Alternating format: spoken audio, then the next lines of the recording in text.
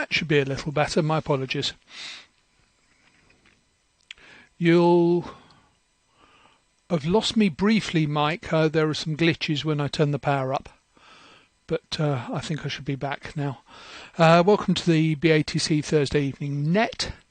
Parish notices this week. It's the CQTV deadline this Sunday, so please get any articles in for CQTV to any member of the committee before Sunday, please. Editor at batc.tv is the primary email address for that.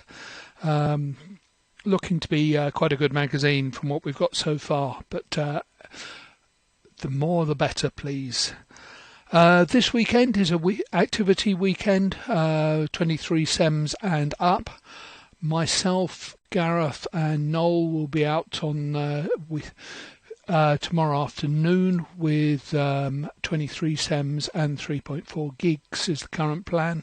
Talkback 144.75. What's been going on this week in the news? Lime SDR Mini.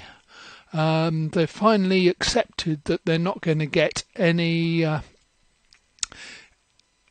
the current version out. There's a shortage of the FPGA that's used on it. So there's Lime SDR Mini version 2 was announced. Yep, you're right, Gareth. It's Saturday, not tomorrow. My apologies. The Lime SDR version 2 has been announced. And I've already been in touch with the company to make sure we can get an early sample to make sure that Portsdown and everything works with it. So that is in hand. It should be compatible with Portsdown, but you never know till you try it. Problem with supply of Raspberry Pis for Portsdown. Currently, one of the well-known retailers has Raspberry Pi 2 gigs, which is what you need, in stock. I'll just refresh the page, make sure I'm telling the truth. Yes, they do. If you go to the BATC forum, there is an entry on there that says which retailer it is. I'm not going to mention it on here. My apologies. The portable operation will be on Saturday afternoon, not tomorrow afternoon. My mistake. So Raspberry Pis and screens are available from that retailer at the moment. So all of you waiting to get one, please have a look.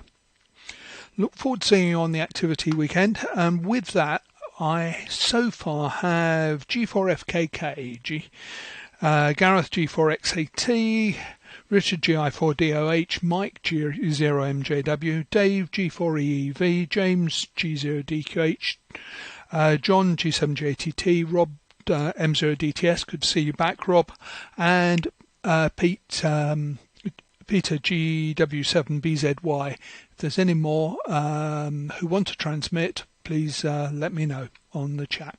So round to Martin, G4FKK to take it, G8GKQ and the BATC.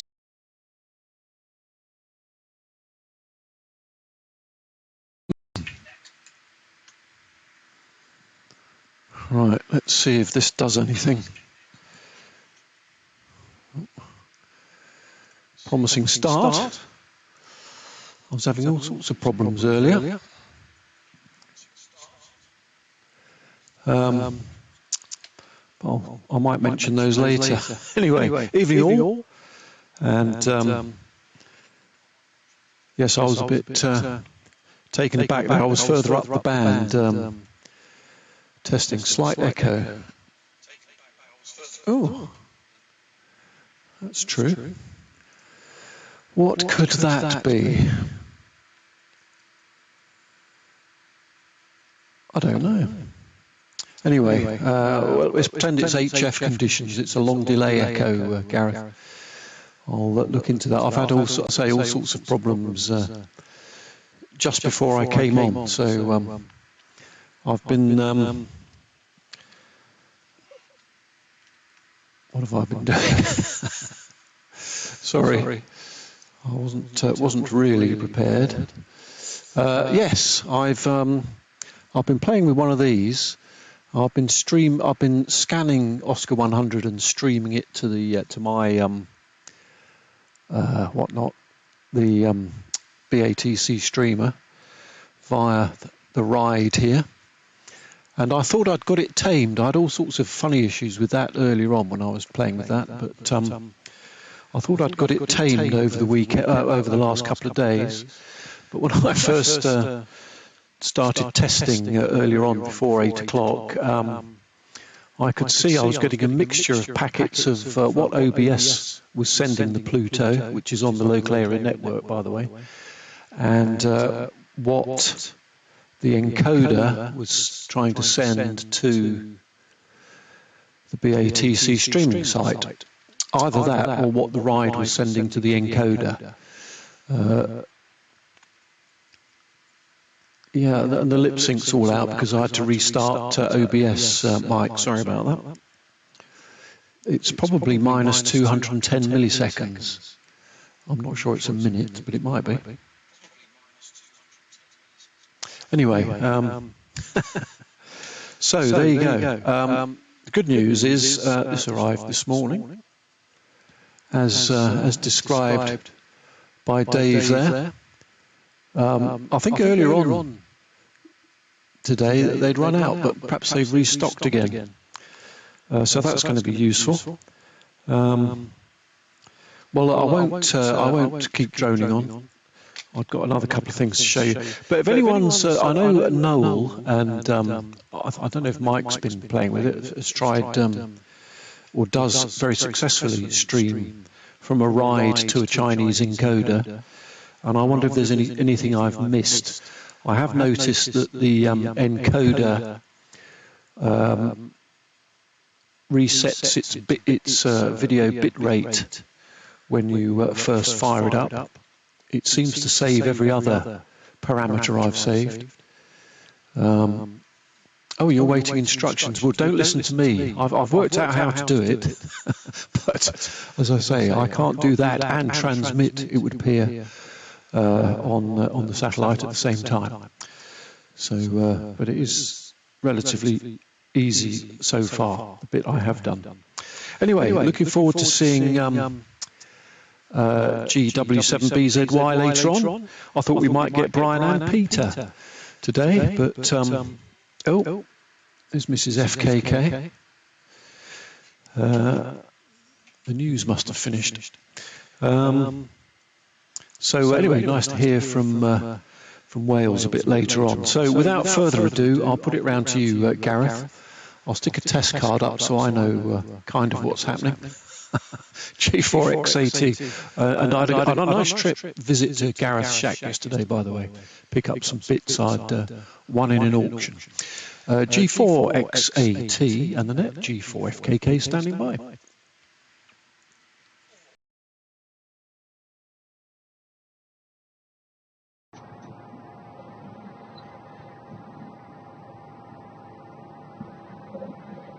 Right, evening all. Thank you, Martin. This is G4X80. Right, evening all. Picking it up from G4FKK in the BATC Net. Right.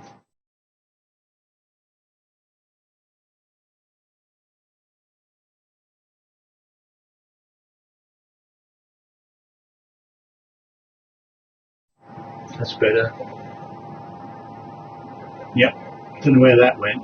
I really must have a look at my audio sources. I was trying to work out which one was giving me the audio. Never mind. It's alive and well now, I hope. It wasn't until I transitioned. I hope. Yes, it is. Oh, yeah. It wasn't until I transitioned. I hope. Yes, it is. Right. Okay, on to something more interesting than me fiddling with the audio, I hope. Right, this is testing the tripod and modifying it and doing this, that and the other. That's my Toshiba amp for 3.4 gigahertz, feeding one half of a pair of those 16 bayed flat plate thingies. The other half will be hooked up to an LNB, which I'll show you in a moment. Just before I show you a ginger treacle household staples, it is very tasty stuff, it's safe to say. If anyone wants a recipe, I can arrange for that. Spirit level, just in case you wondered if it was level or not. And in the spirit of experimentation, this is one of those little BATC mini dishes, fed with a biquad for 3.4, and reusing sundry mounting hardware from my fourth and final BATC dish, brand new in a box. So I'm hoping to test that along with the flat plate, and also with a biquad. That is the freshly replenished wine cap mushroom bed. I happened across a huge great pile of fresh ash wood chips, and fortunately had some bags with me. So that's been filled up. It's ready for the spring crop, I hope. Okay, that's the front view. The little markings you can see there, just waving the mouse around it. That was me using it to sight up the original LNB mount and check that I got it right. The humidity sensor, or the Ryde sensor, arrived today for the weather box. It's now reporting humidity and doing the sums on this, that and the other, so I can finish that. That's a double biquad, which I'd also like to test. And I think that'll probably do. I'm waffling on and the amp's just sped up, so without further ado, find my test card and put it round to you, Richard. So GI4DRH to take it from G4XAT in the BATC Net. Over.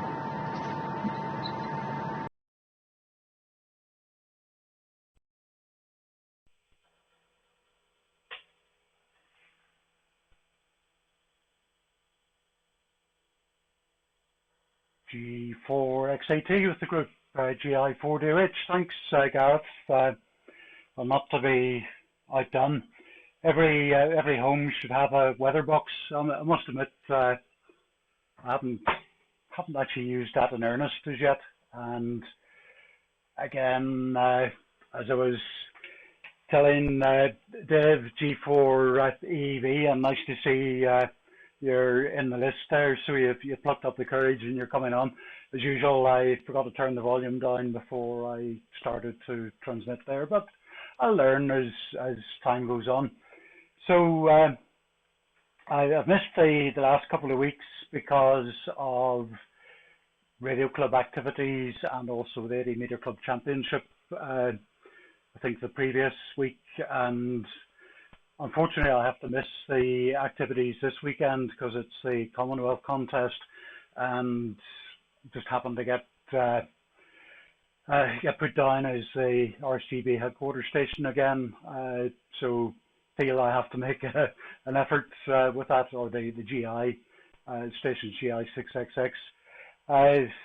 It's been a good week for the moon from a small garden with a high horizon, so I've been doing my best to make the most of it. Today was a sunny day, so I actually mounted a camera on the center of the dish, which allowed me then to, if you look closely, can I actually see that? Yeah, the moon's actually in the middle of the frame there. I don't get many days where we don't have cloud cover, so that was very helpful today. I know that the dish is correctly aligned, and you can see them trailing cables in through the window there. So now the window on the outside is only there because it happens to be there. It's actually a piece of perspex inlaid on the inside with all the cables passing through so I don't get drafts. A couple of weeks ago when I was doing that, it was extremely cold in the kitchen because of the window being open all the time. So that's taken up an awful lot of time for all it is. Get back to there's a camera here somewhere. I can press the right buttons. So I've been having fun with that. I had an attempt at an AME QSO with an Italian station earlier.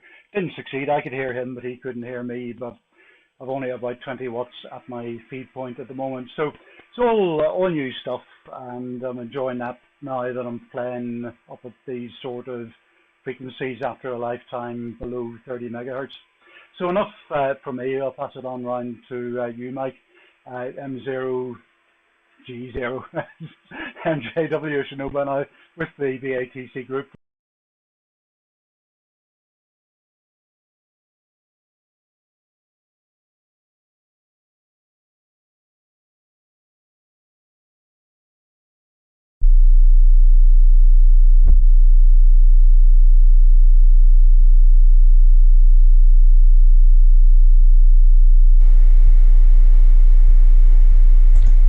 Okay, sorry, distracted by discussions and reminiscences of shillings and pence and crowns and bob.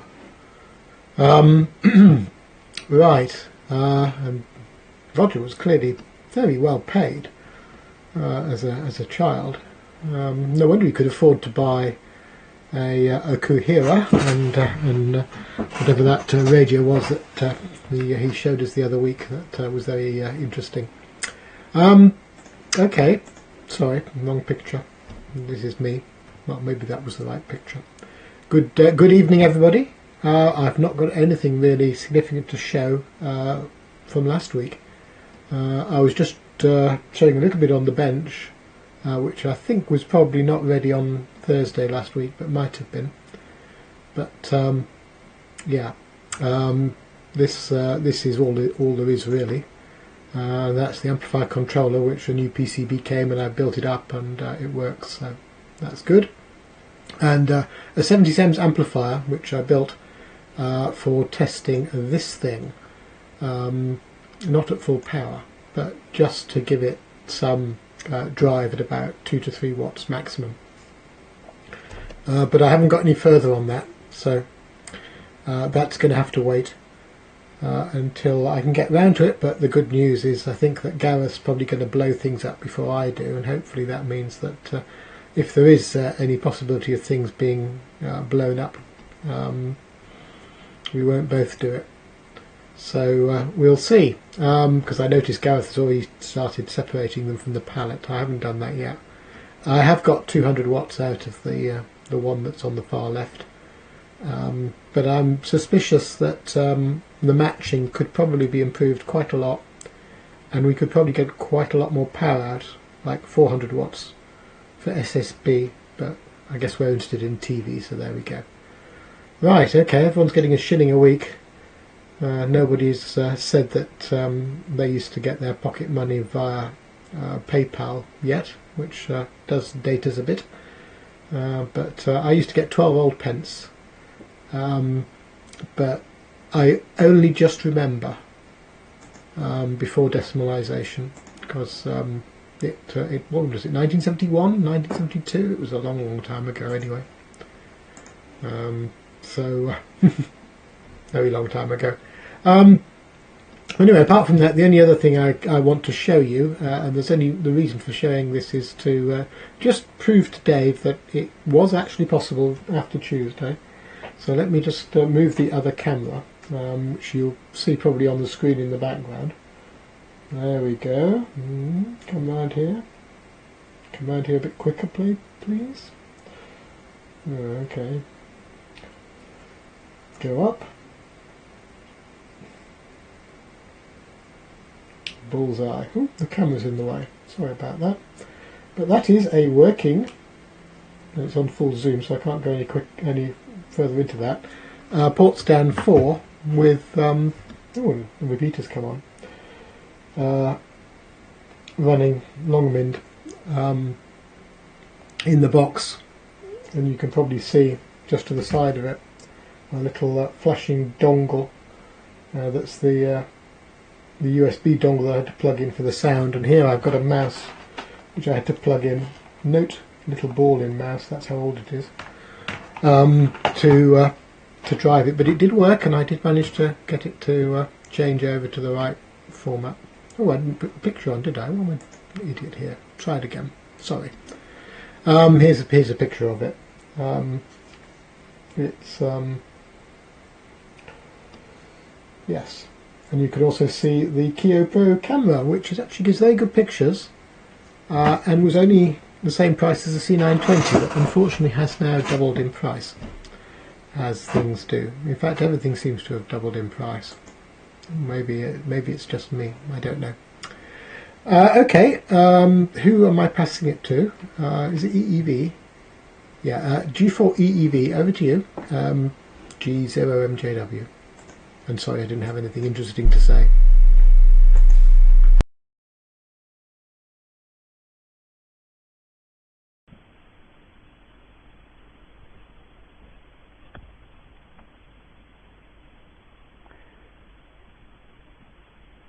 From G4 EEV.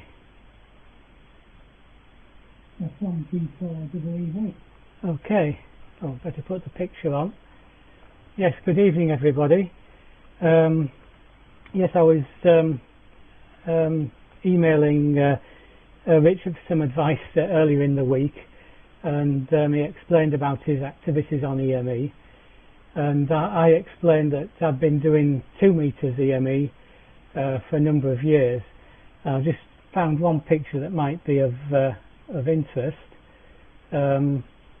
which is this. That's a screenshot of when there was a pile-up on the band. That's oh, I've forgotten what station it was now. Let's have a look. KA6U. It was going around different states of the US, and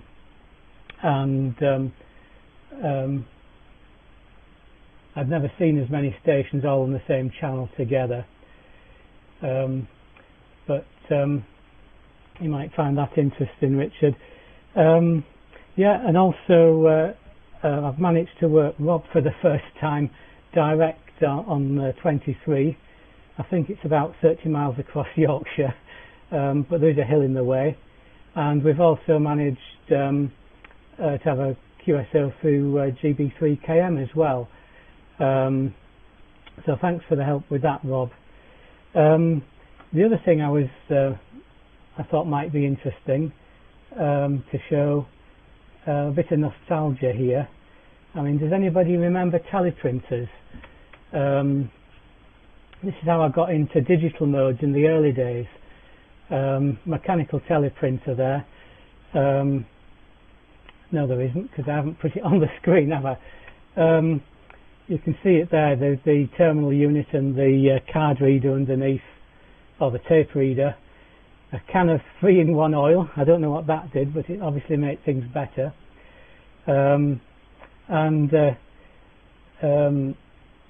We would take these to exhibitions as well. That's up at Whitby, I think for the bicentenary of Captain Cook special event station. And we even did contests. We had to take a van, we had to put the equipment in a van. You can see the tape reader at the top, 2 FT221s I think. We did 2 meters and 70, and the teleprinter at the front there. And that's not me, that's Dave G4EDR in the back of the car, the van. Of course you needed a lot of power for these things, so we took a generator with us to make sure things kept working. It was an evening and a nighttime contest over 2 weekends I think, and Rob might relate to this site. This is Rosedale Top near Blakey Inn, where we did the contest from. Anyway, I just thought that might be interesting how things have moved on from mechanical printers now to WSJT8 or no, WSJTX should I say, and FT8. Okay, that's enough from me. I'll pass it on to James next. He's 0DQH. So I'll just put my test card up, and over to you, James.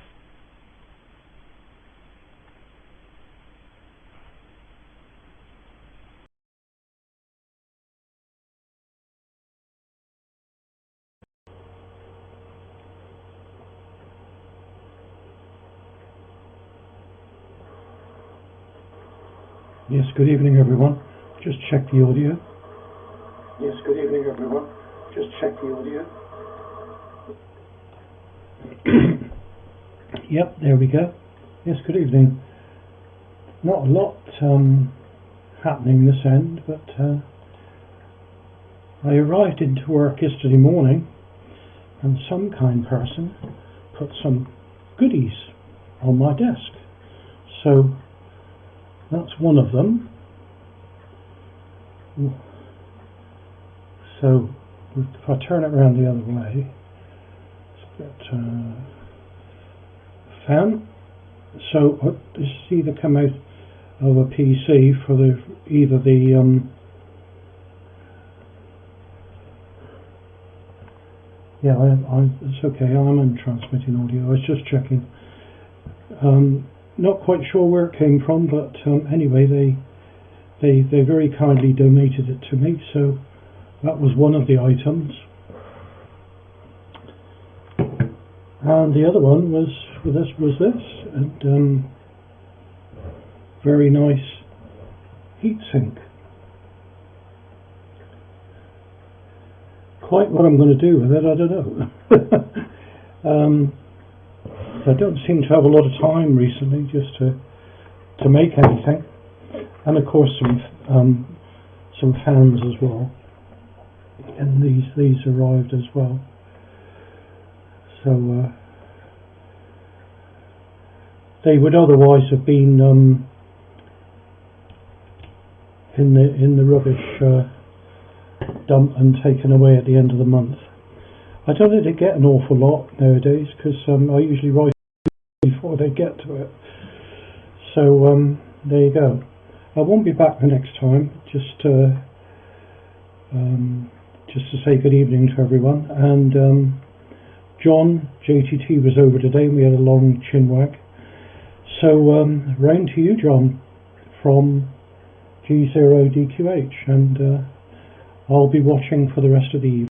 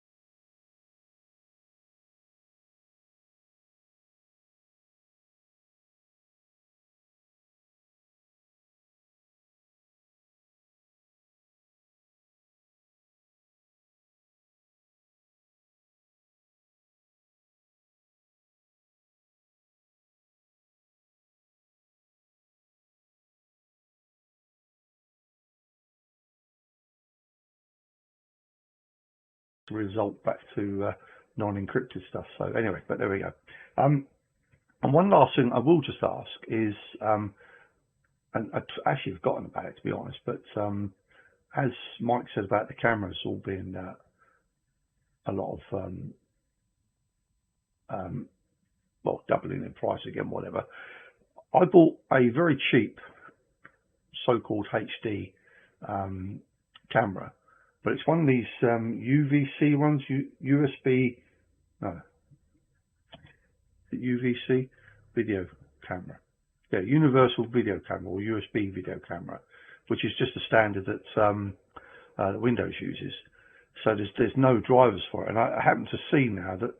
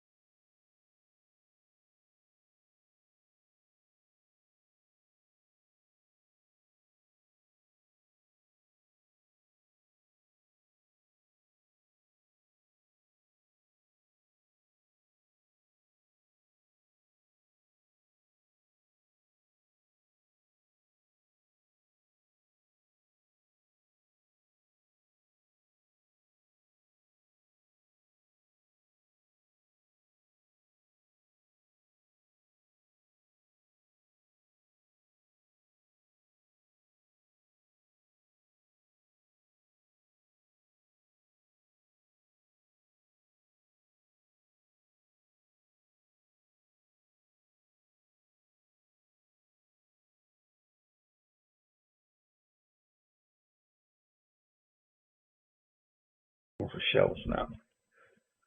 I purposely tucked all the wires behind everything so that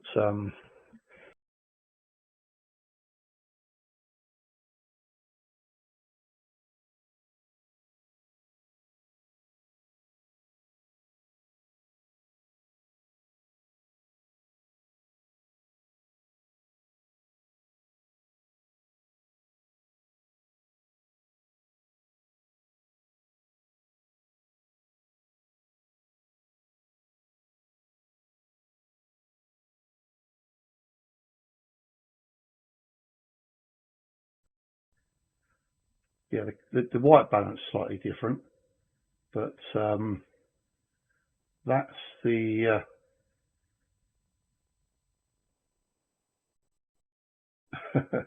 yeah, true. But that's the difference in it. So it's not too bad, you know. So it's just one of these totally unbranded ones. They're about 10 quid or so, something like that. You'll see them on there, HD, 1080p, and all the other 4K and all the other things they claim to be. But it's yeah, I don't think it's that bad at all, to be honest.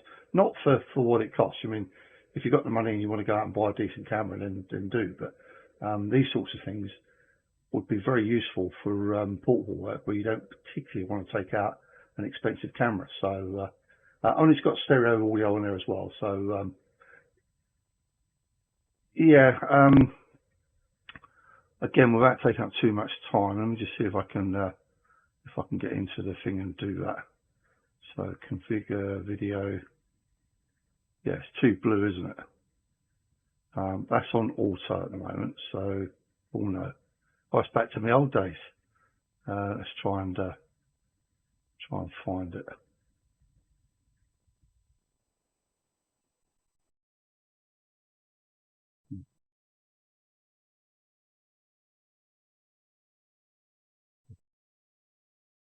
That's probably about as true a colours as I think it's going to get. So let's just do apply. Okay.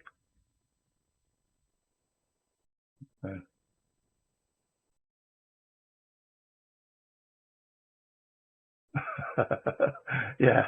yeah, I know. It should be so easy. Yeah, it's 2 lines of code. That's all it'll be. You know that. No, it won't be. Anyway, with that, I'm going to pass it over to Rob before I get myself into too much trouble. M0 D. No, hang on. Right. M0 DTS G7 JTT.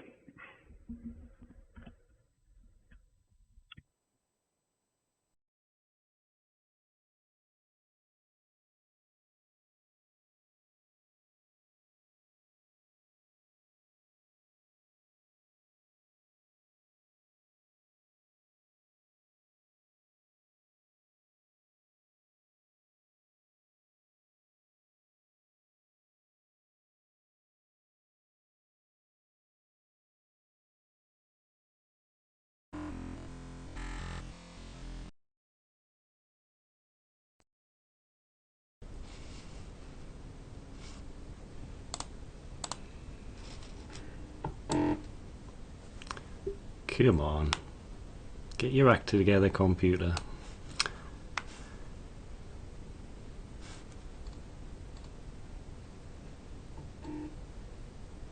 Right. Let's see. I think it's working.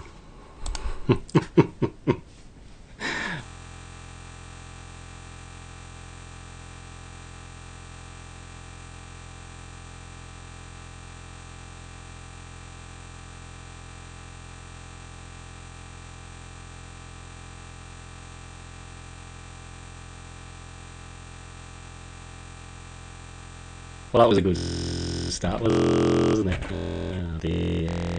And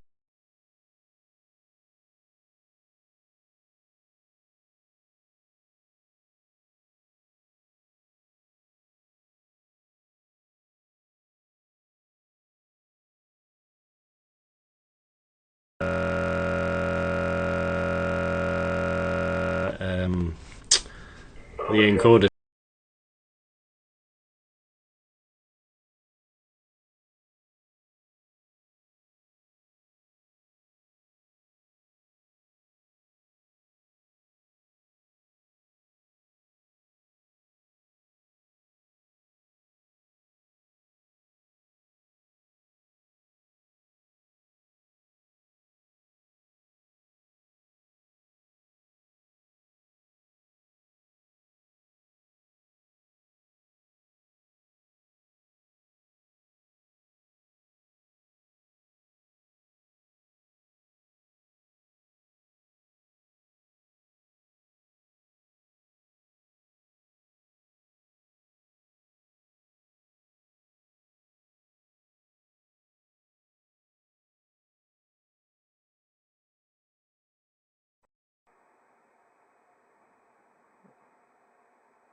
Okay.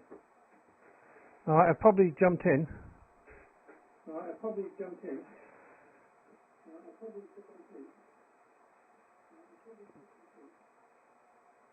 This is GW7BY. I'm DTS seems to have a bit of a problem there. I'll just turn my sound down. And apologies if you got it all together and they've taken your spot, but I thought I'd just give it a go. So there we are. This is GW7BY finally on after, hopefully the lip sync is reasonable. I just realised what I did last time. I haven't done it this time, and I have been playing with it, and the lip has been synced, but perhaps that's gone astray by now. Bit of a disaster last time. Calamity would be the word. The new PC here with a NVIDIA 3070 graphics card, and somehow something went wrong, and smoke came out of it. So that was not a good thing. The screen went black and smoke appeared from the case, so it didn't like something. It has been repaired and it's now back in action, and hopefully I'll have more success this time. Not a lot more to add. I'll just make my over short and introduce myself. It's GW7BY, living in a little village called Groislon, about south of Carnarvon. Often to be seen working through GB3TM. Brian was on a little bit earlier, but I think he's checking out and he's not coming on. He's probably watching. As all your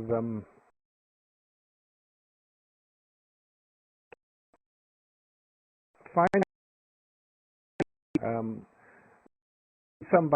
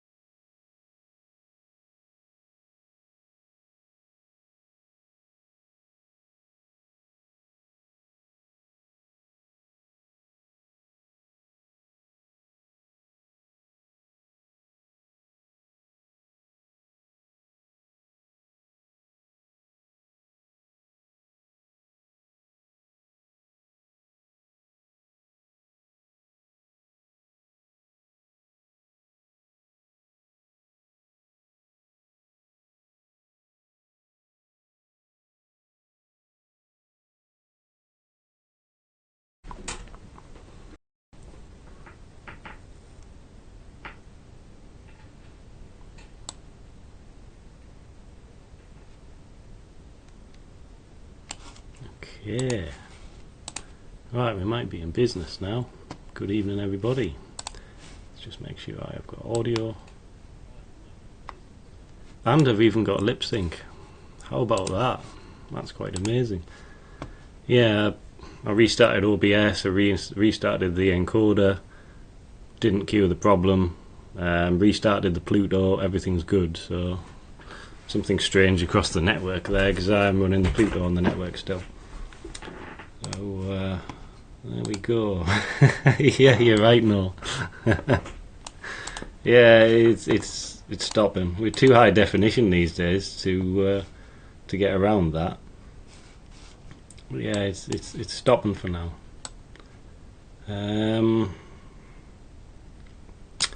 So what have I been up to? Basically one thing really, and that's doing stuff with the new van. Interesting thing today, sold the old van through that We Buy Any Vehicle people, and I had a phone call this afternoon from someone who's actually bought the old van and they wanted to know what was up with it, so I gave them a great big long list of things. But interestingly, the value that I had sold it for is basically what they'd paid for it. So how the middleman gets any money, I don't know, but that was interesting all the same. So it's going to Leicester, and he was driving it from Newcastle down to Leicester seemingly, so good luck to him. So yeah, I've been playing around with the new one, so I'll show you how far I've got, which isn't that, it's all internal. I haven't done anything external yet, but we have a bit of progress on that. So if I go to desktop, go to the desktop, I'll just do it this way. Let's make sure that's coming through, not that one. I don't want that one, I want that player. Yeah, it is working. Okay.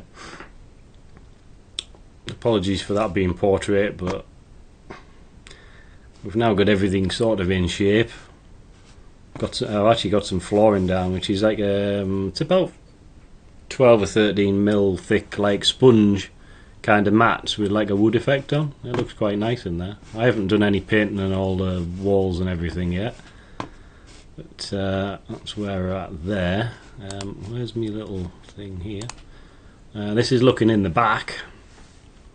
So left hand side I've actually got for some facilities got a little sink and hob in there which I haven't plumbed in yet, so it's going to be a bit nicer to operate from. The right hand side is basically the bench and the 19-inch rack built into that. I've got a board on the back which I can mount things to. There's about 1.5 foot, nearly 2 foot gap between the back of the van door and that panel there, so I'm going to mount quite a few things on there. I can put a dish at the bottom flat against it. I can get me rotator on its little tilting mount and things like that. Get the generator in the little slot, little tray at the back there, and the cables will slide underneath the lift, like the raised floor at the back bit. So I've got a load of little shelves and things to put in on the left hand side for tools and stuff, and that's looking in the side door there.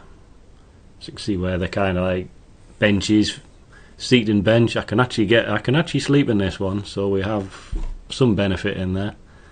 And you can see the rack there at the back, and then the board at the back of the rack, like on the top of the bench there, I'll get a decent-ish size monitor on there for monitoring the receivers and things. Probably have a few shelves for radio gear and stuff on top of there as well. Got some lights in, strip lights in, LED strips in the back. I haven't done much with the ceiling yet, but it has been raised up from what it was earlier. Just a different view in there, loads of tidying up to do, a bit more of the rack in there. Cut all the foam out for all the seating bit and that. So, and that's looking for the back of the van, looking to the front. So I've got a little porthole going through to the front of the van in case I want to use the radio that's in the front, but I'm not sure whether I'm actually going to use that yet. I might just abandon the radio in the front because it doesn't get used much, but we'll see how that pans out. Underneath the bench there, I've got the battery or the seating bit. I've got the battery, and then there's also the diesel heater is under there as well. And it still leaves loads of space for putting equipment in, transmitters and all that sort of stuff. So yeah, it's looking quite good. But say I haven't done anything with the the outside yet. Yeah, man's threatening an update. I've avoided it for 2. Fridge, no, it will be. Keep the feet warm. It's all insulated. I already know everything is insulated on the van. It's, the floor's insulated, the side walls, the roof insulated, apart from the sort of like the, what do you call it? Don't know. Anyway, well, I can run cables through, basically. Diesel heater, yeah. I'm going to plumb this one into the main tank as well, so that should be quite good. Comment, I won't be out portable this weekend because unfortunately I'm at work. It's probably going to be a bit quiet, but I'll be at work, so I'll not be out portable. Pi 4s, don't think I really need any more. I've got enough of the damn things, so yeah. I'm not going to order any yet. I'll wait till the rush is over and they've all gone, probably. The weather box, yep, I've got all the bits for that. It's on the list. It's on the to-do list with everything else. Richard, your dish is looking superb there. I must have missed, because I was talking to Terry on 750 at the same time. I missed what band you were working on there. I couldn't determine whether it was 13 sems or 23, because the septum feed looked a bit small for 23, but it may be perspective with the dish. I don't know. So you can comment on that. Yeah, it was nice to work you, Dave, EEV, through KM. Really good signals. D11 on 1 mega symbol, I think it was. So it's looking pretty good. And the direct contact. By the way, so the direct contact that we had was with Dave running about 1 watt to his Yagi, and I was running the big 3 meter dish. So 23 sems. Okay, super. I'll be able to have a go with you then. I've not been on EME for a little bit. What else? Teleprinters, yeah, quite interesting. I like the generator. Decent sized generator, that.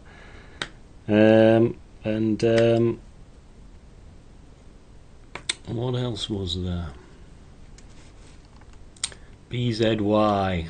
Apologies, I'm just looking for your name on there. I can't remember, so apologies. Yeah, GW7BZY. Good signal. Nice video as well. Looking really, really good. Right, that was a long enough over, so I'll pass it round to Dave now. GKQ, M0DTS, and a BATC Net. And I will update the test card with a silver van soon as well.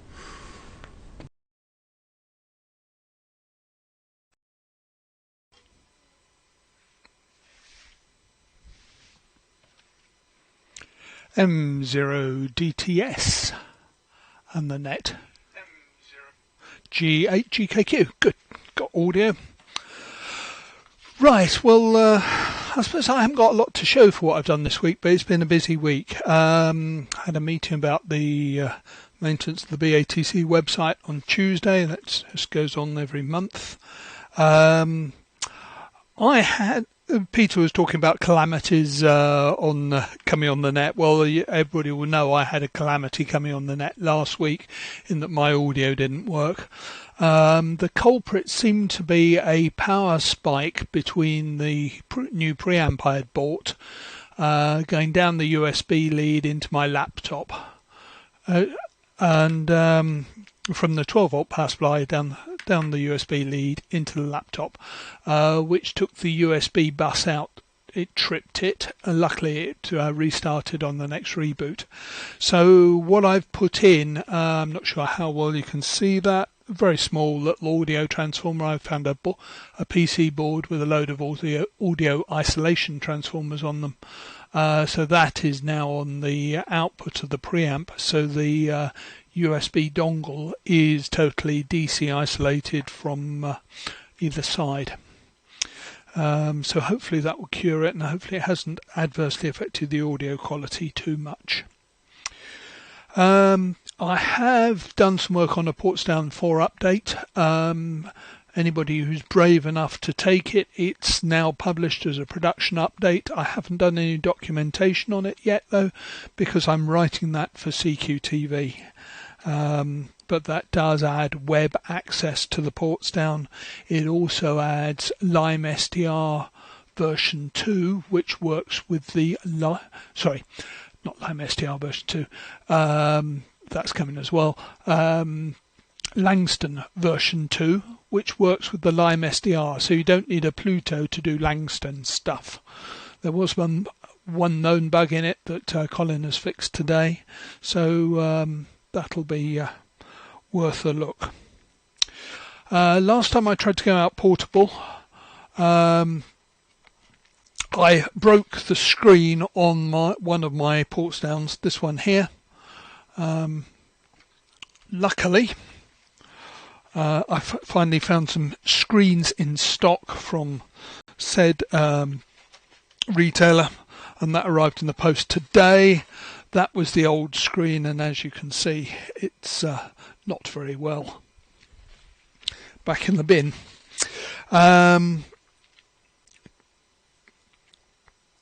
What else? Oh, bit of work on the repeater controller, updating that. Pi cameras, Jen G4HIZ sent me a couple of Pi cameras that was having problems with. One of them actually worked, and the other one I learnt a lot about Pi cameras, finding out it didn't work. Essentially, there's an I2C EEPROM on there, like on the Pi hats, and the I2C EEPROM isn't telling the Raspberry Pi it's a Pi camera. The camera itself probably works, it's just the Raspberry Pi doesn't know about it and so refuses to talk to it. Last weekend there was an exhibition at the National Museum of Computing at Milton Keynes, Bletchley Park, or for the 10th anniversary of the Raspberry Pi, and Phil M0PIT took his Portsdown along and exhibited it, so that got a bit of airtime last week.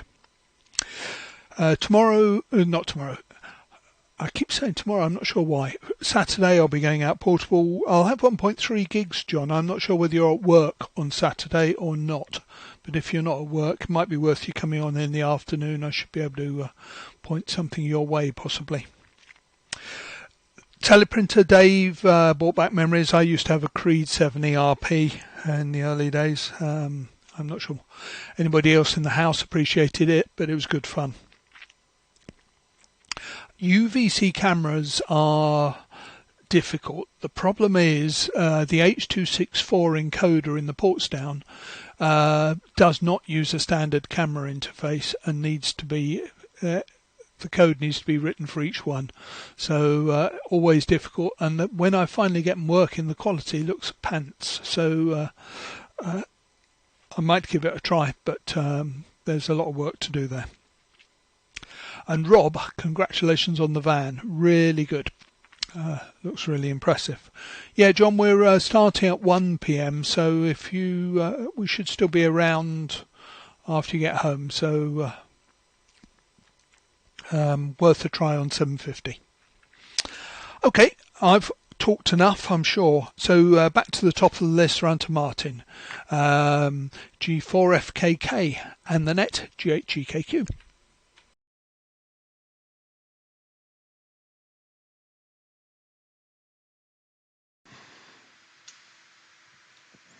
Yep, okay, Dave.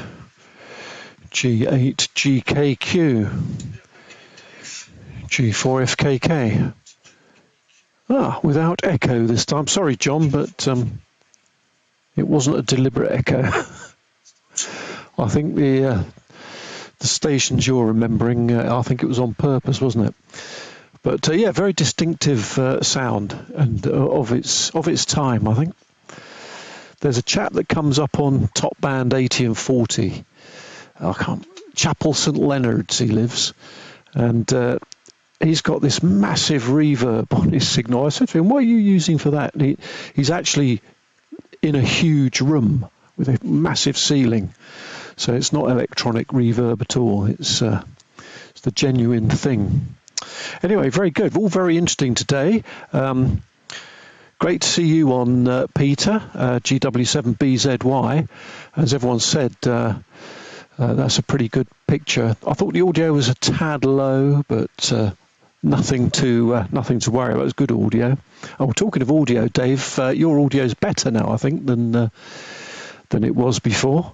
You can't beat a rep coil, as we used to call those sorts of things at the BBC.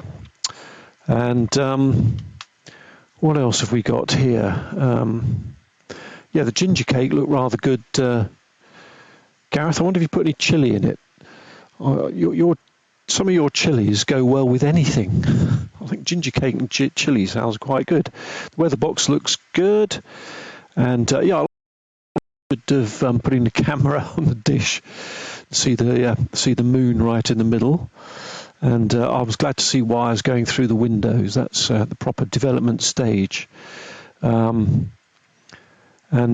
camera you were showing there, Mike, is that your face tracking one? So I'm sure it was you who had one that used to follow you around the shack. But that was looking good. And Dave, good to see you on tonight as well. Yes, I had a Creed 7E. Most people had Creed 7Bs, but I had a 7E.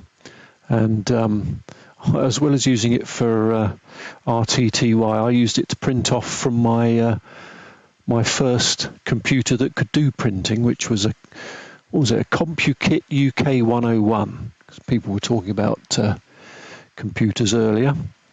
Well, Gareth, Jane doesn't do chili. You have to do a half and half one. Although I think the chili might leach across, mightn't it? James, if you're still watching, the heat sinks look very good. I thought for a minute that one with the cooling, the water sort of cooling on it was the one I need for my PC, but it's not. But some of them are quite expensive. I thought your HD camera was very good, actually, John. This HD camera is a Polycom. Sorry, I can't say Polycam because that's trademarked by MJW. I have got a small HP camera which purports to be HD. So it's an HP HD camera, and this is it. But it's not too bad if you stay very still, but if you start moving about, you can see it's struggling a bit. So I tend to use this one, although the colour rendering on this is not very good at the night time because my lighting is mainly low temperature, as it were. But I thought it looked very good, so that's okay. Rob, I can see you've not been doing much. Completely refurbished that van, very good. I think you've got more room in that van than I've got in my shack, actually. So that's going to be quite comfortable, especially when you get the fridge and a few beers in it there. And what was the other thing? Oh, Peter, yeah. I was sorry to hear about the smoke. I think you said it was coming out of the NVIDIA card, so I'm glad they fixed that, presumably under warranty. And I noticed on your shelf you got a nice stereoscope, probably. I wonder if you can attach that to a camera. I'm looking for one for my watchmaking activities. Dave, the broken screen looked very sorry for itself, and you must have been very unpleased about that. Talking of the watchmaking, I'll just quickly show you this. There's the latest project. This is the first one I've tried properly that's got a date wheel in it, and there's all sorts of gadgetry that goes along with that. The great thing about this watchmaking lark is you need loads of specialist tools, which I like tools, but the bad thing about it is watchmaking tools seem to be very expensive. The oil that you need, I've got little pots of oil here.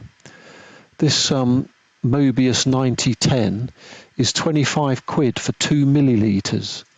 Luckily you don't need much in a watch, but nothing's cheap. Right, okay, well, thanks for running the net, Dave.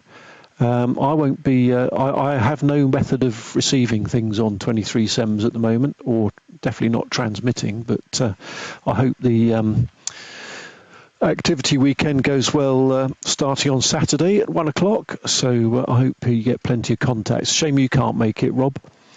You'll have to set something up at work, although maybe you work mobile or something. Right, back round to you, Gareth. G4XAT to take it. Oh, let's take that off. G4FKK saying good night, everyone, but I'll watch to the end. Bye.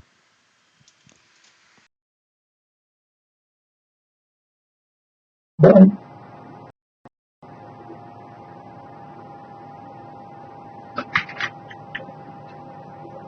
There's a quick lock-up. Good old Ryde. And it sounds like the audio is working as well. Good. Okay, thanks, Martin. Very kind of you not to mention the state of my shack. It's dire. The cameras are very carefully placed, so you can only see the tidy bit, and I say that somewhat tongue-in-cheek. Right, okay, well, various things. James, those heat sinks look lovely. I'm using a couple here to keep my 5.6 gigahertz amplifier cool. They work very well indeed. Other comments there. Van's coming on there, Rob. That's nice. Well, I'm surprised they bought it based on what you said about it and how much it had been welded back together and so on. But an acquaintance of mine sold a Mazda CX-5. Not sure how much. It's probably over $5,000, somewhere like that, with a blown head gasket. And they didn't even lift the bonnet. They just came and picked it up and paid him the money. It's like, how do they work that one out? No money in that. It already had the head gasket done once and skimmed, so like, it's a bin job. Anyway, Ritty, well, I did acquire one of those mechanical teleprinters. It was a really big one. It wasn't. It didn't have the right motor, as far as I can remember, and I think I ended up having one Ritty QSO with my ZX81 interface, with a station in Surbiton, which was a G5, I think. Okay, what else? All right, a couple of things.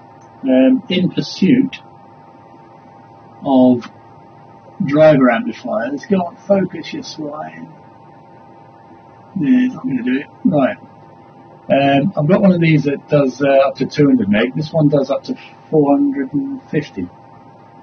And 30 dB in one box. So apart from it needing 28 volts, it's quite good. I also haven't progressed the amplifier to 70 SEMS, but this is the driver out of it. You can see the drive comes in there and then progresses up into two halves.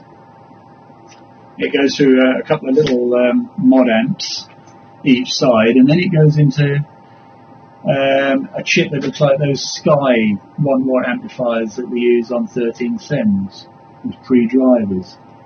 It's got an Amplion logo on it. But I cannot, for the life of me, find any data. And I asked on Monday, and apparently an agent is dealing with my inquiry, but he hasn't managed to find the data.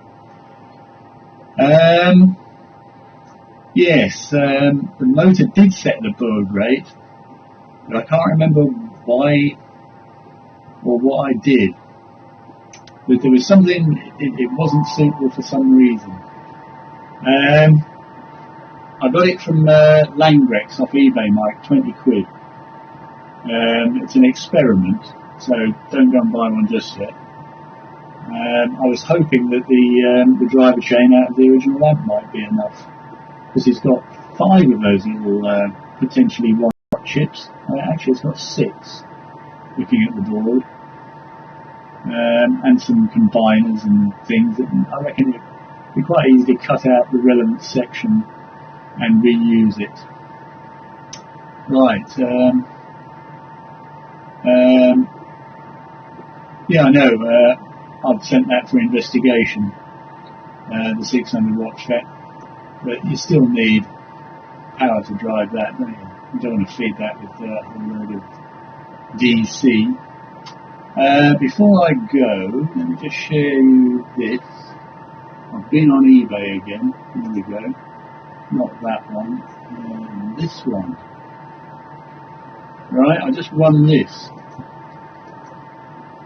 It's rather nice BSWR and power meter, 77 quid. With all the lovely leads that go with it. And apparently it's thermal. And therefore I guess, although it's rated as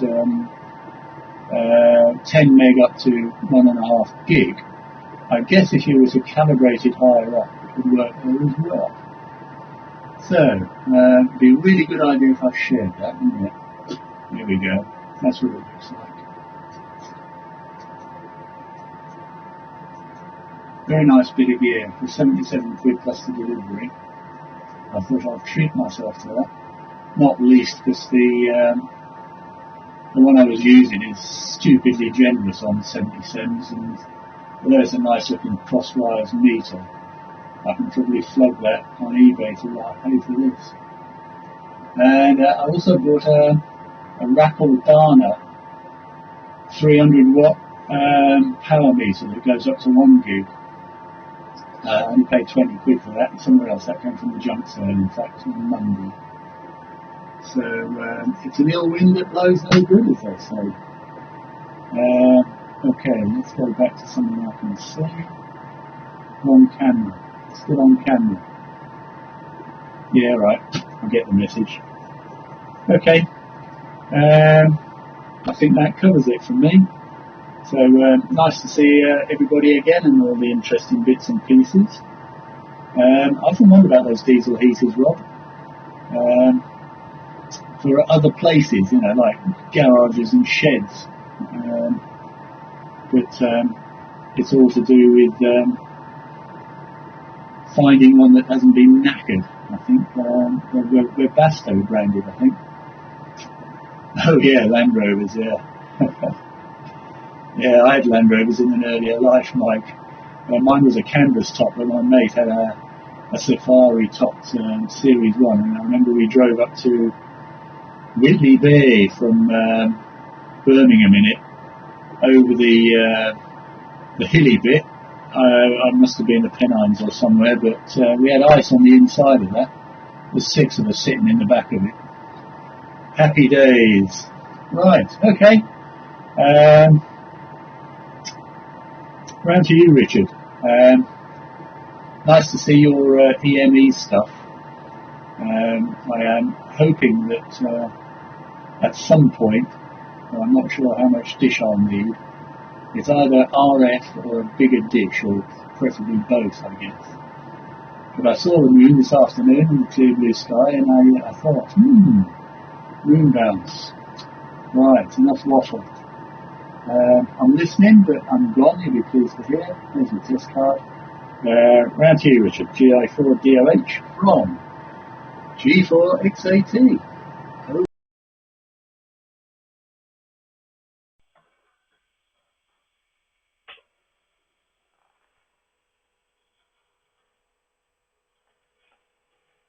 G4XAT with the group GI4DOH. Fine signal from you there, Gareth. I forgot to comment last time on the ginger treacle cake. That looked very nice indeed. My carton of bio yogurt after my dinner tonight didn't do an awful lot for me. I must look for more adventurous stuff in the supermarket. And the power meter as well. It's very, very nice with the readout and a real analog meter on it as well. It's all nice to have. I can't see it because the camera's pointing this way. Various things sitting on the shelf. You know, it's always pleasing to the eye. Working my way through the list here. Dev EV, the pile up for EME. That must have been nice. I think at this moment in time at WSJTX with Q65, I've yet to see more than one person replying to my call, but the time will come. I've ordered a bigger amplifier, 250 watt jobby for 23 centimeters, and that might make me heard a little bit better. And the teleprinters, yes indeed. I used to have a 7E. I think Martin, you said you had a 7E as well. The key feature of the 7E was it had an overhead cam, and it actually printed on the same cycle as it transmitted the character. Whereas I think with a 7B that you had to wait until the next print sequence before the previous character appeared on the paper in front of you. So it was later and had that advantage of the immediate printing. But again, noise was the issue.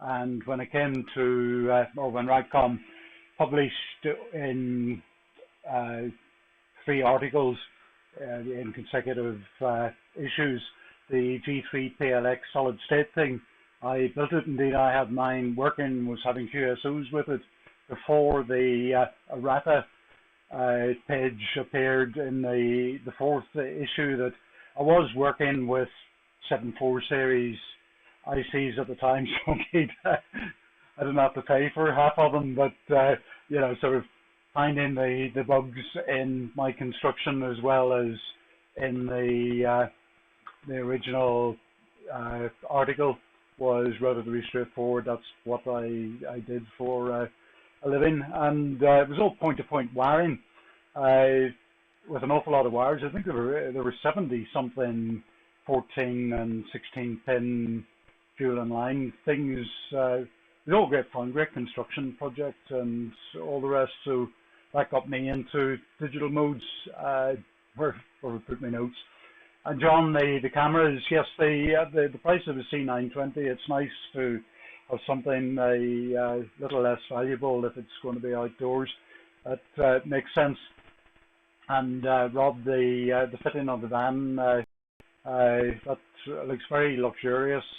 Because it's only me now, since the passing of my wife, like almost a year ago, it has occurred to me that I could get a camper or something like that and fit it out for radio if I wanted, but I haven't quite got the enthusiasm at this moment in time. Maybe at a later stage. Dave, I think you said there was a Portstown 4 update coming up. I'll watch out for that because that's my main portable type thing. And screen availability, you said you were able to get screens when you booked yours. One of the local guys was saying that a particular place that sounds a bit like Pizza Hut was actually out of stock of the official 7-inch Raspberry Pi screen, so maybe they've come back in again. What else? Yeah, so I've dropped everything else because of the moon being a bit more usable this week. It was nice and high. But I have been working on this as of a couple of weeks ago, and somebody mentioned move it the right way in front of the camera, the Dolphin amplifiers, the Nokia Dolphin amplifier. I got one of them and stripped out all the things that needed to be stripped out, and I've actually fitted up there. I'm not very good at this. Go back to front. Little PCB which will have a buck converter to get the 28 volts down down to 12 volts with 12 volt bits. I do have usual power poles, different colored power poles for 28 volts and 12 volts. I still connected the 12 volts to the 28 volts at one stage. I got a bit of magic smoke from one of the tantalum capacitors on the input to the 8 volt regulator, but it appears no other damage was done. So I've done all the BIOS mods, and thank you, Rob, for the stuff you've got online. That was useful to get your information for that. And I've got the standing currents down to something reasonable for portable operation as per the modification instructions. The only thing is, put everything back together, and it's now a very good 450 megahertz RF generator.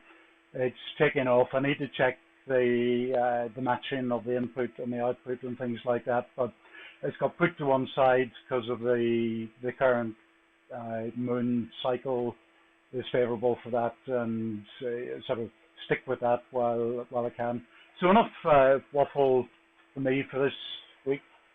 Keep moving these pieces of paper. I'm going to have to get a little screen up behind the camera here where I know what to do. And also, I think the other thing, I can't point, can I? I got the call sign back on the screen. For some reason, OBS, there was a new version up. I downloaded a new version tonight, and when I first came on the air, realised that the call sign wasn't there, and everything was technically there except it wasn't showing, so I just deleted it and put another text thing on. So the other thing is, Peter, good to see you. I think it's the first time I've seen you on the net, and I'll add you to my list of people that have worked on DATV. So round two, Mike again, G0MJW with the BATC group. This is GI4DOH. Good night all.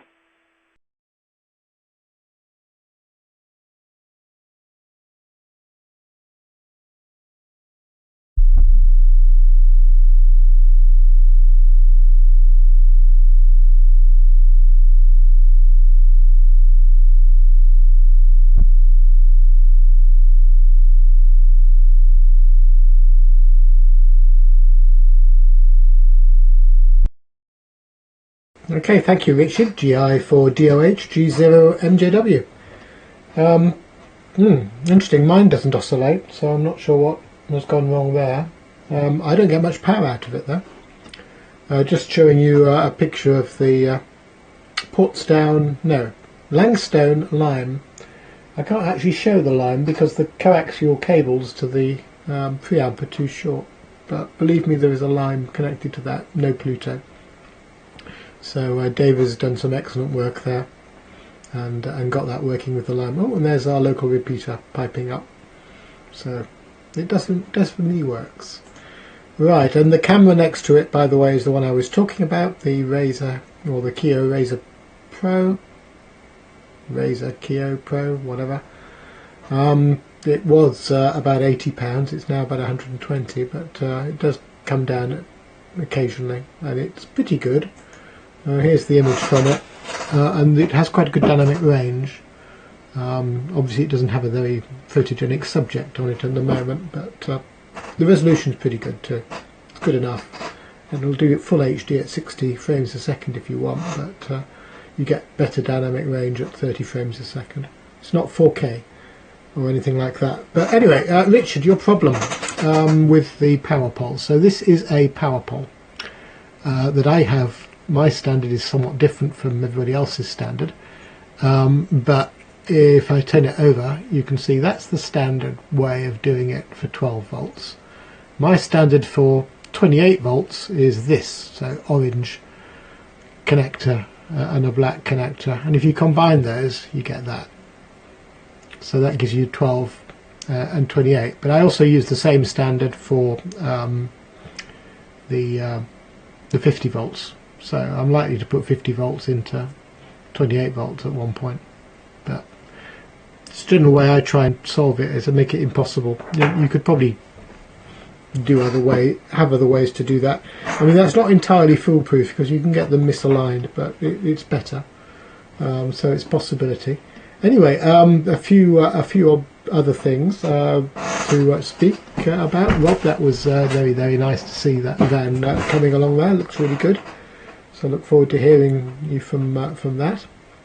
And I could do with the diesel heater in the Land Rover. I don't know quite how Land Rover get away with having such inefficient heaters and such really archaic bits in the Land Rover. Everybody still buys them, everyone still loves them, but they can be a bit basic at times.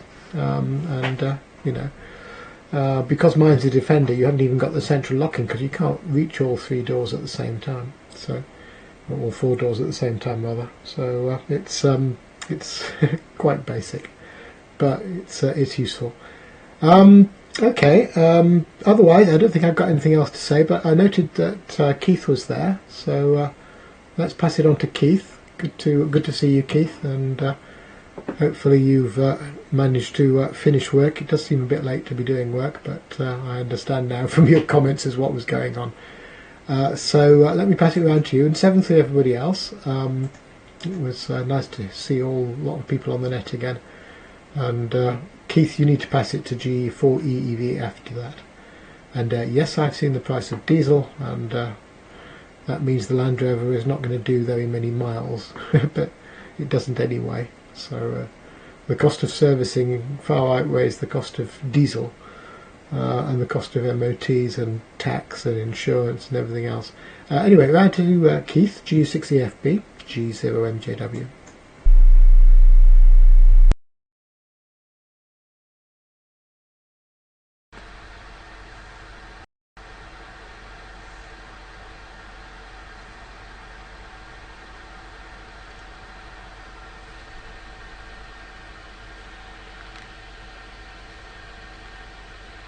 Yeah, G0MJW and the group GU6EFB. Very good evening all. Thanks for letting us on. Oh, it's been a hectic month or so, and yeah, been missing joining in the net here. But daughter, son-in-law bought a new house, so it needs total renovation. So first things first was to completely demolish and rebuild 2 bedrooms for the granddaughters. That's now done. Still need doors on, but yeah, the rooms are all done and all wallpapered and everything, so they're all chuffed there. Yeah, the van there, Rob, looks very, very good, and yeah, interested to try and work that. We're slowly making progress here with the other various bands. Bit of a disaster, the recent gale, the 77's beam managed to snap in half, so I'm going to look for a replacement. It was an old tonner, it was many years old, so it's probably past its sell-by date, but needs to be replaced. And work has just been absolutely manic. Since everyone seems to be coming out of COVID, everyone wants everything done. Yeah, customer doing silly things with the network, turned off ICMP, and then wondered why and device. It's all my fault, even though I haven't been. So yeah, it's all. Actually managed to make some progress. A nice amplifier for DATV for 20 to get at the dish, so cut down on some of the losses.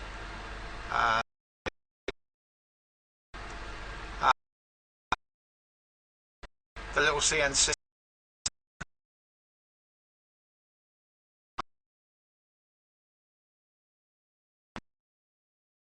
done, which I'll probably show, but I'm pleased with G4.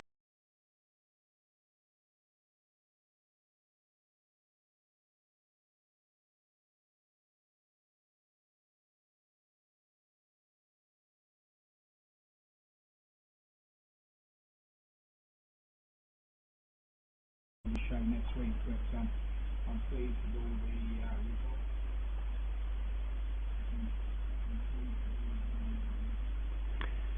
Okay, from G4EEV, I nearly missed it there because I was watching on the streamer. Yeah, we've got audio as well. Just need a picture. Yeah, some interesting things tonight, and my computer went and did an update about 15 minutes before going on. I hit the reset button by mistake, and instead of just going off, it did the whole works, but it turned out okay. And OBS updated sometime this week, I think. Yeah, going back to the teleprinters, I thought that would be amusing. Somebody was asking, yeah, the motor was had to go at the right speed. It had a centrifugal regulator on it. We had to tune them down to 45.5 baud, I think, from 50. And they also had 80 volts on the coil, which you had to keep your fingers out of if you went into oil it or anything. And just like you did, Martin, I did the same. When I got my first computer, which was a Z80 based project, I had no way to print the programs out on paper. There's no printers available, so we just coded up some Z80 code and rattled it out on the teleprinter. Used to be going all day trying to print out some long listings. It really shook. And I just found this whilst I was looking. The RSGB even published books on this. This was in 1973. I wonder if you can guess what the price of this was. Well, I'll give the game away. It was £5. You don't get books like that now in that amount of detail. Yeah. Okay. Well, that's about me done anyway. It's been an interesting evening, and I'll pass it on to John. So G7JTT to take it. This is G4EEV.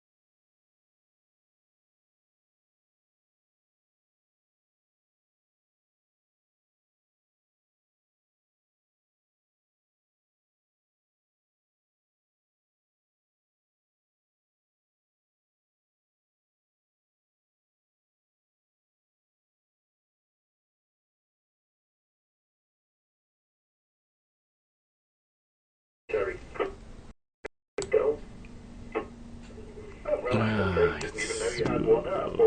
Let's turn that down. Apologies, I've been talking on 2 meters, so I've probably missed lots. I've been sort of watching in the background. Yeah. So, all good stuff. Yeah, apologies, I haven't really been watching that much, but that camera does seem to work okay, John. It did seem sharper actually, someone else commented on that. So that was quite interesting. I'm still using the I'll show you which one. That's the camera. There you go. You can see the camera there. It's a Panasonic camcorder with the HDMI output, which is going into the Blackmagic card. That's what I'm using here, and it does seem to work very well. It's my best video source. I can't fault it. This one, it does seem to work really well, and I've actually got 3K LED light facing the wall, back illuminating. That's just like below the telly above us here, and that works really well for the front light as well. So that's improved things quite a bit. I'll just get the chat on in case I've missed it there. So what else? There was somebody talking, I don't know if it was on one of the chats, I can't remember now, about 50 megs antennas and 28 megs antennas and things. And it was the Yagis, the OP days, I think it is, the wideband versions from G0KSC. I've been thinking about the same thing as well.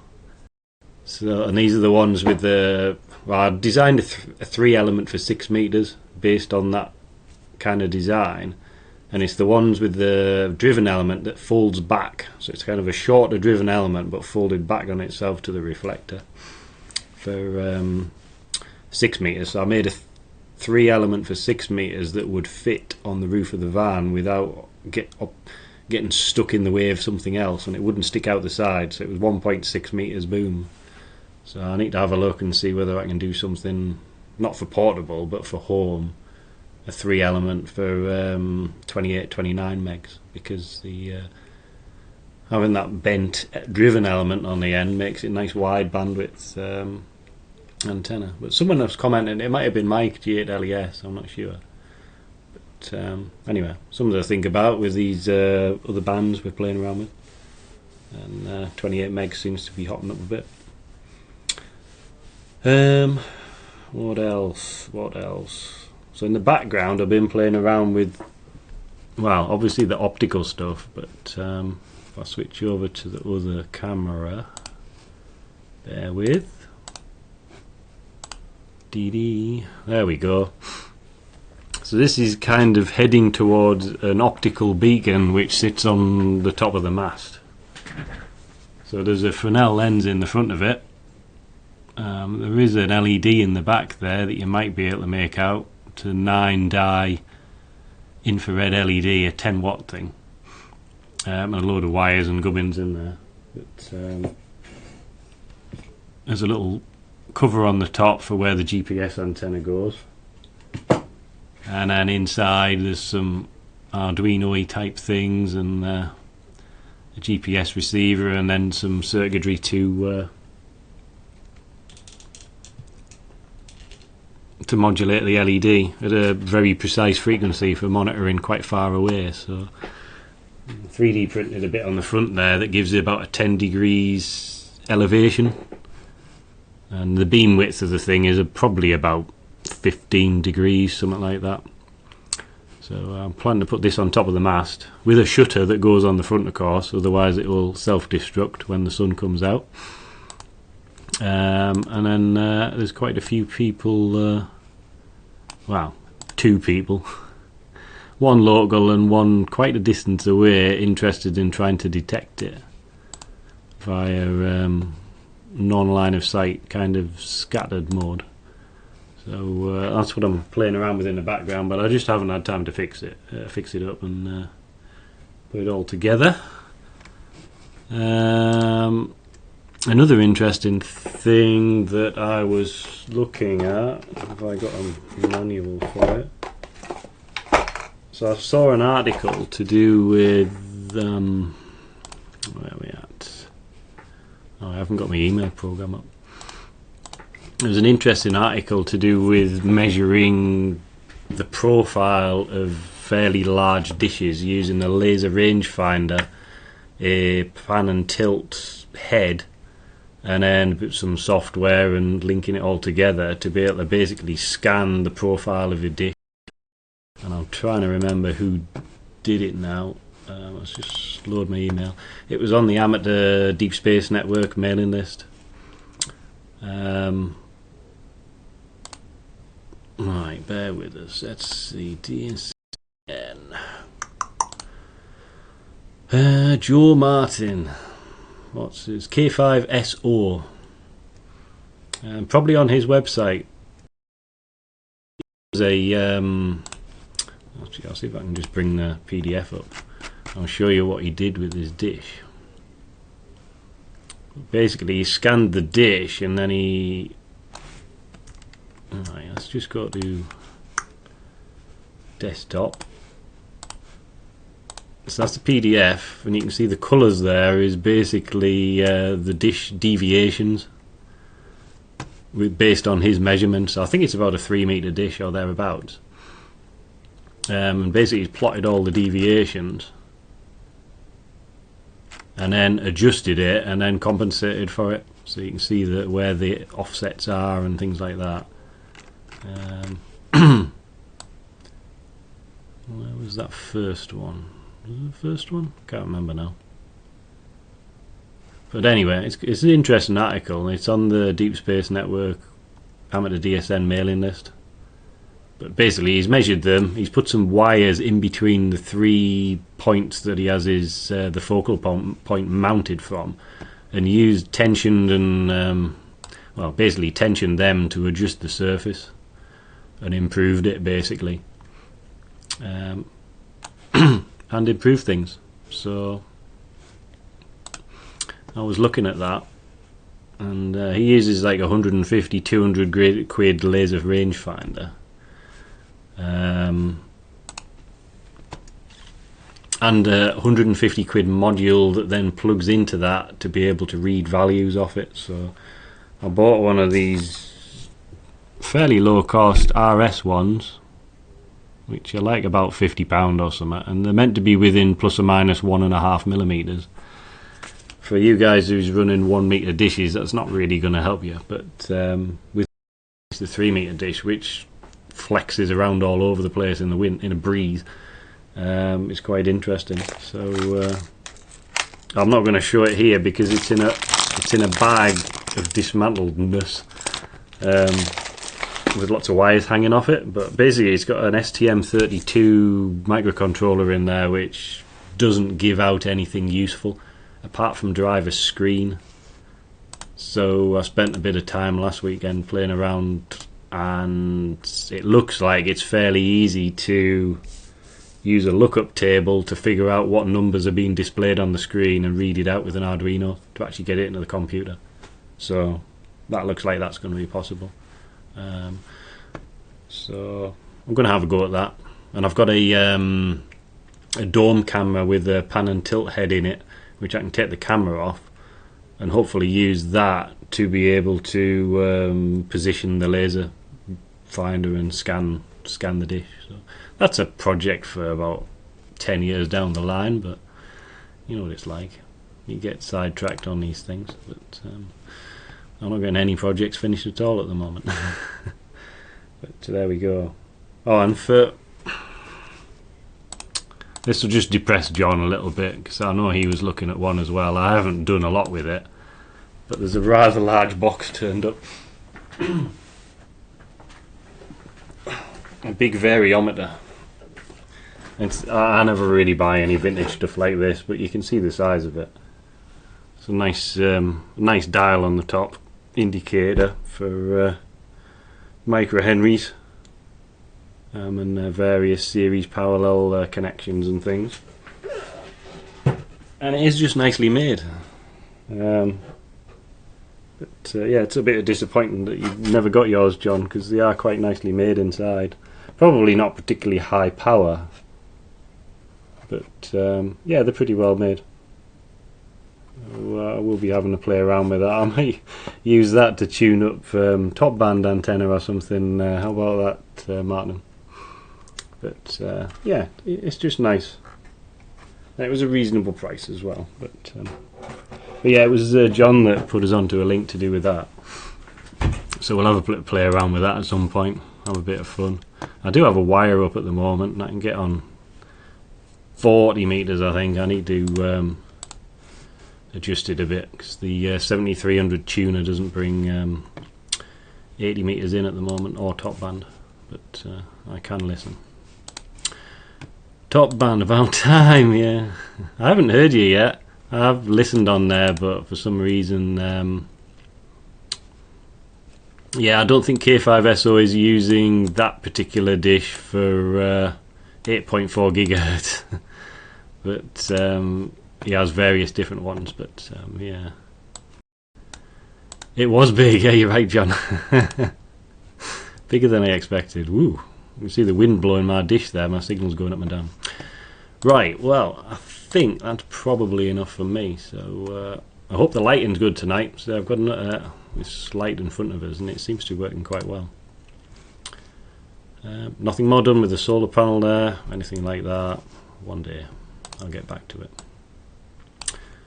Okay, 7-3 all, and yeah, I should be on for the next few weeks.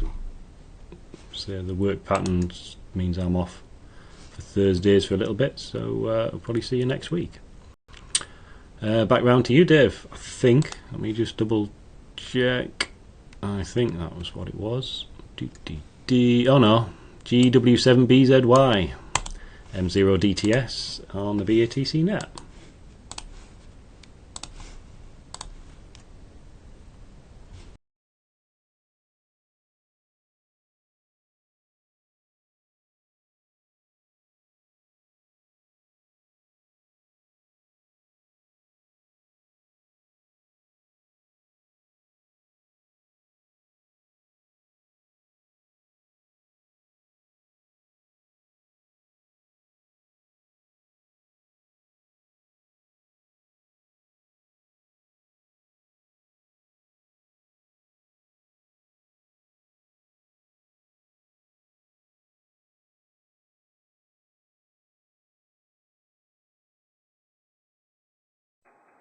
Okay, I think we've got working again. Yeah,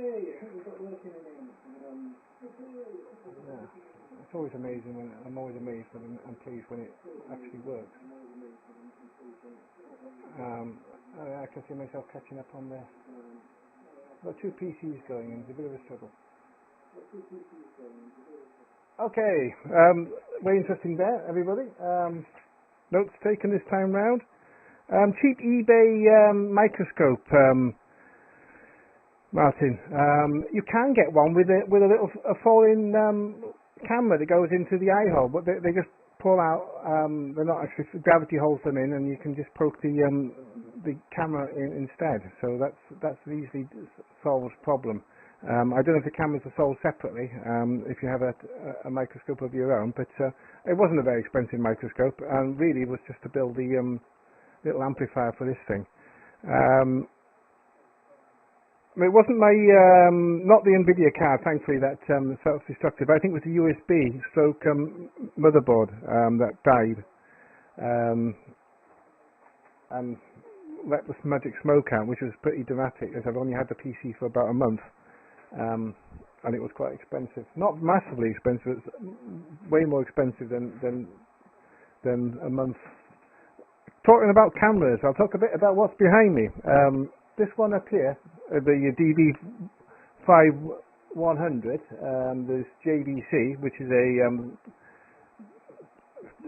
half-inch, 3.5-inch CCDs, and this one is a Sony. I've written that down somewhere as well, so I won't remember. 570 WS, which is 2/3 in the B4 mount. Really, I bought this for the lens. The studio camera which I'm using is, I have a photo of it. if I can get this thing working. So we're all showing our cameras. If I can get it to work. Is it working? Yeah. Maybe you can see that. That's a HD camera. That's PMW something. PMW 300, I think, 350. So that's quite a nice camera. That really does, as you can see, a pretty good job. And of course, it's got 3 sensors, and you get a good image out of it, and HD. So, you know, I mean, they weren't all expensive. Although the camera I'm using was quite expensive. I think I paid just under £100 for the Sony, for the JVC, and not or less Sony. They're both standard resolution now, and FireWire. So I have a FireWire board in my old PC, but it was a bit of a drag, and resolution wasn't up to standard resolution. Although you can get HD FireWire from this Sony using here, apparently, but I can't seem to get HD. Cards in it. I got a whole kit with a bag and batteries.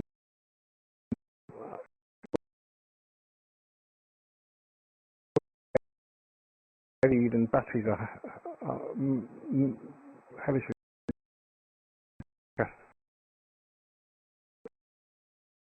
No.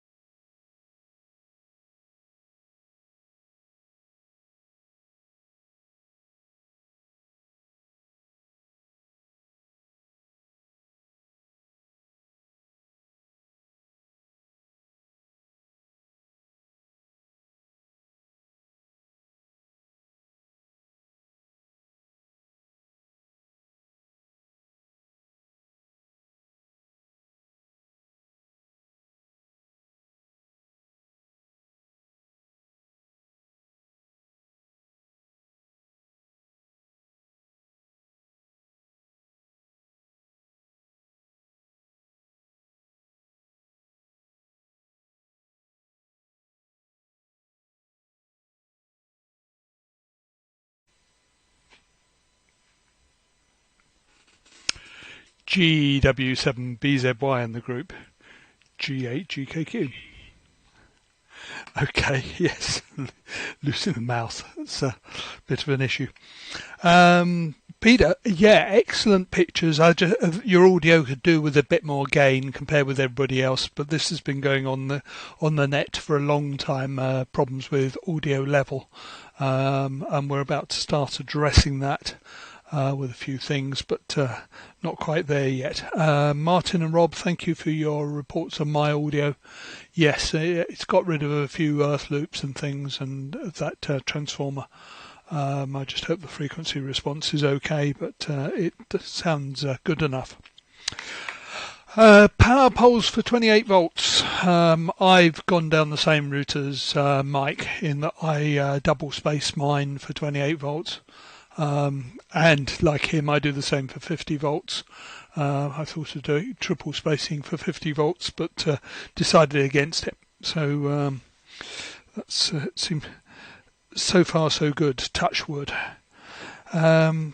Justin on the stream commented he was pleased with the web control. Yeah, the web control on the new Portsdown is implemented when you turn it off. Turn it on. You just have to be patient because it only refreshes the screen once a second. Thanks for all the audio reports, guys. Pi screens, yes, they're back in stock with the retailer we were talking about earlier. I ordered another one tonight for my double screen unit that's going to be made soon. John, that UVC camera is certainly sharper than, or seems to have more contrast on the edges than your normal one. Once the colour balance is sorted, it'll look really good. Rob, your signal really was going up and down with your dish moving. I saw about 2.5 dB variation there, so I don't know whether it's on the edge of pointing, if you see what I mean. But really quite close. I think that's all there is from me. As I say, I'll be out Portable on Saturday afternoon. We must, if anybody is around in the south/southeast, there'll be 3 of us out with 144.75 talkback, and hope you can get on the air from wherever you are. So with that, I'll close the net as it's getting late. Thanks very much, and see you all next week. And don't forget the CQTV deadline. G8GKQ, closing the net and leaving the frequency clear. Good night all.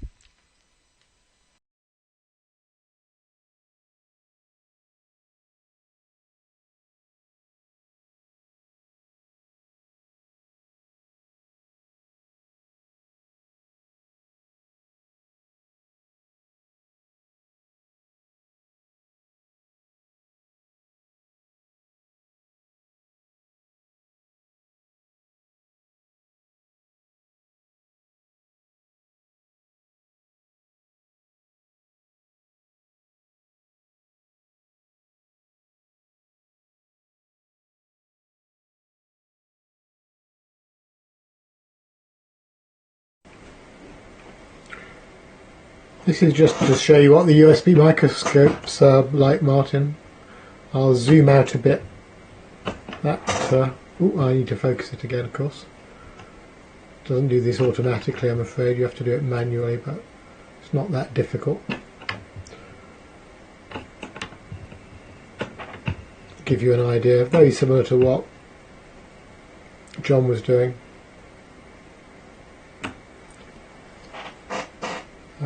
And if I can find the camera, the other camera, the Polycom,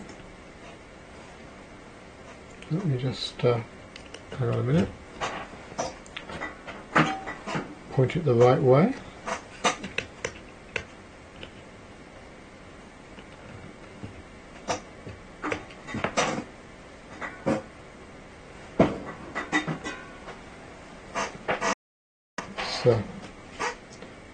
The wrong camera, hang on a minute.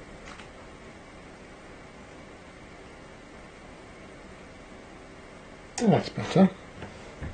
And then hopefully this will show up. It's turned itself off whilst I've been waiting. It's on the desk next to the radio and the drink. Where are we? About. Oh no, I need to go a bit further that way.